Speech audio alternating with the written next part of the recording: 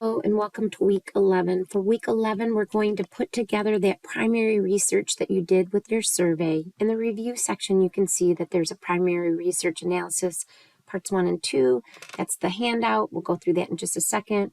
You've got a short slide deck that shows you how to organize this, and support the primary research. And then finally, you have a sample primary research analysis. Only part 1 is due at the end of the week. Let's look at that handout. All right, so you notice that this is broken down into 2 parts. One is due November 19th, one is due November 22nd. You'll include for part 1 the 3 sections of part 1 and the appendix. The appendix is the survey itself. All right, so for part 1, you're just describing your participants, your instrumentation, and your data collection. Here you'll describe the people who participated in your study, include as many demographics as you can. There is a sample, like I said, and I'll show you that in just a minute. For the instrumentation, you're going to describe the instrument you used to collect the data, which for you guys is the 10-question survey. Most likely it had open-ended and closed-ended questions. You might want to explain what it was designed to answer, and you can say see appendix, and that's where you'll attach it as an appendix. Your data collection, you'll explain when you collected your data. For example, the survey was created on a certain day, it was distributed to these groups, and it closed on, maybe however many days later. Maybe you still have it open and you're going to close it this week. That's completely fine.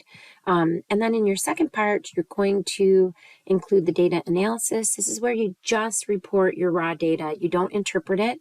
And the results, you do interpret it. You try to just basically indicate what those findings might mean. Limitations, you describe anything that limited your data. Maybe it's the time that the survey was open. Maybe you thought that participants may have misunderstood a question, maybe the small sample size. And again, there are examples, beyond this handout that will help you with that. And then in the discussion, you're going to bring together your primary and secondary research. You're going to explain where they correlated, maybe where they kind of diverged from each other. You want to explain that, and you definitely want to cite your secondary sources when you refer to them. And then, like I said, the appendix is the survey itself. Some students have taken screenshots of the survey. Others have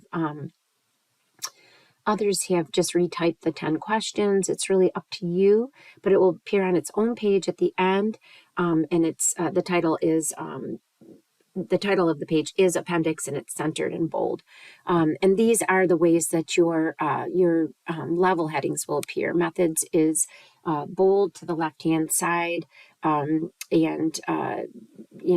participants will be bold and italicized, but these methods here encompass participants, instrumentation, data collection, and data analysis. Those are, subgroups of methods. And then results, limitations, and discussions are not italicized because they are their own sections.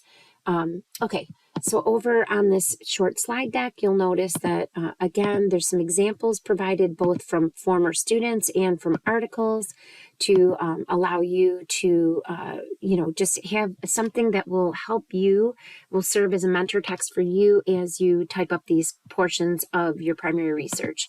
And then there's a former student example that incorporates all of these sections, as well as the appendix. So definitely, you've got a lot at your fingertips as you move through these. Again, only part 1 is due at the end of the week, but if you have any questions, don't hesitate to ask.